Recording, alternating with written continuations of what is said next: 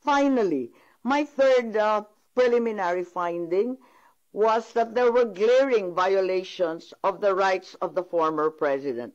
The constitutional safeguards guaranteeing liberty and due process of law were not observed.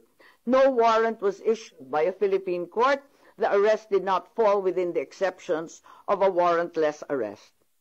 Meanwhile, General Torre invoked 125 article of the revised penal code only applying to warrantless arrest. The constitutional safeguards for the right to liberty of abode were also disregarded. No court order was issued mandating that the former president be taken out of the Philippines against his will.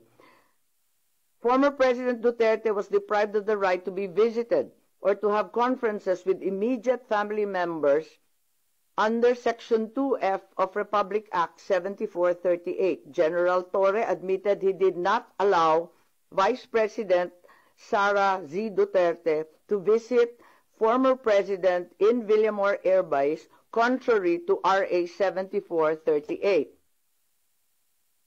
Former President Duterte was further denied the right to be brought to judicial authorities under Article 59 of the Rome Statute. The former president was also